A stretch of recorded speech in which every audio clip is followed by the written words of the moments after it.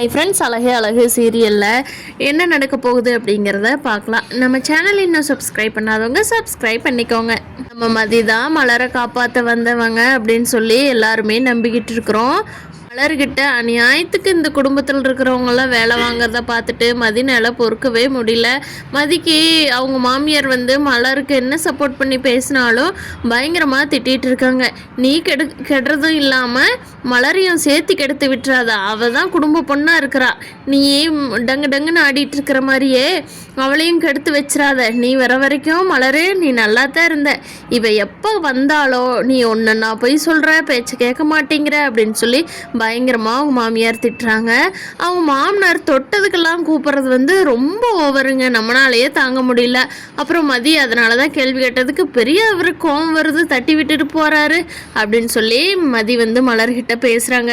என்ன மதி பண்ணுறது, இந்த வேலை செய்கிறதுக்கு இதுவே பரவாயில்லன்னு பேசுகிறத நினச்சே மதி ரொம்ப என்ன இந்த அக்கா இப்படி இருக்காங்களே, எப்படி மாற்றுறது, இந்த குடும்பத்தில் ஏன் அநியாயம் பண்ணுறாங்களே, இவ்வளவு பாக்யராஜ் அவரைவே எல்லா வேலைக்கும் செலவுக்கும் பண்ணிட்டு இருக்காங்க, இதெல்லாம் ரொம்ப ஓவராக பண்ணுறாங்களே அப்படின்னு சொல்லி மதி நினச்சிட்டு இருக்காங்க. இது எப்படி தான் மாற்றுறதுன்னு தெரியலையே அப்படின்னு சொல்லி இங்கேயோ வேலையாக நம்ம சுரேஷ் போயிட்டு வந்திருக்கிறாரு. அப்போ உங்கள் அம்மாவும் அப்பாவும் டே உன் பொண்டாட்டி பண்ணுறது ரொம்ப ஓவராக பண்ணுறாடா, உங்கள் அண்ணிக்கிட்ட ஒரு வேலை அதுவும் உங்கள் அப்பானால எந்திரிச்சு செய்யவா முடியும், ஒரு தண்ணி கொண்டா ஃபோனை சார்ஜ் போட்டுடுன்னு கேட்குறதுக்கெல்லாம் குத்தம் கண்டுபிடிக்கிறாடா, என்னடா அவள் நீ மிரட்டி வைக்க மாட்டியாடா அப்படிங்கிறாங்க.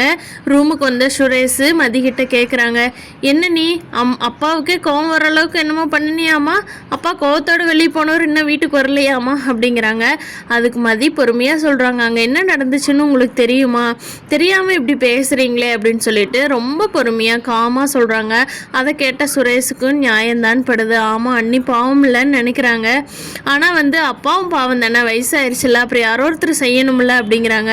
ஏங்க ஒரு தண்ணி எடுத்து கொடுக்கறது சார்ஜ் போடுறது கூட அவங்க அப்பா, அதான் அவங்க அம்மா பக்கத்துலேயே உட்காந்துருக்காங்க, அவங்க செய்யலாமேங்க, அடுப்படியில் நிற்கிறவங்கள கூப்பிட்டு வேலை வாங்குறது கொஞ்சம் டூ மச்சா இல்லைங்களா அப்படிங்கிறாங்க.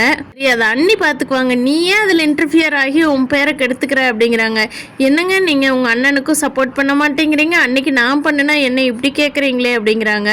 அவங்களுக்குள்ள கொஞ்சம் வாக்குவாதம் மாதிரி அமைதியாயிடுறாங்க ரெண்டு பேருமே.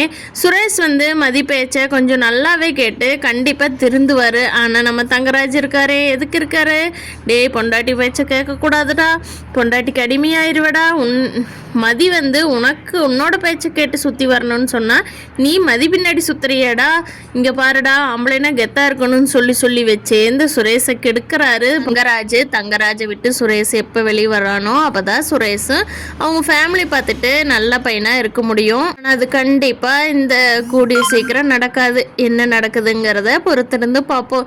சுரேஷும் மதியும் எப்போ ஒன்று சேருவாங்கங்கிறத இனி வரப்போகிற நாட்களில் பார்க்கலாம். ஃப்ரெண்ட்ஸ், இந்த வீடியோ பிடிச்சிருந்தா லைக் பண்ணிக்கோங்க. நீங்கள் என்ன நினைக்கிறீங்கன்னு கீழே கமெண்ட் பண்ணுங்கள். தேங்க்யூ.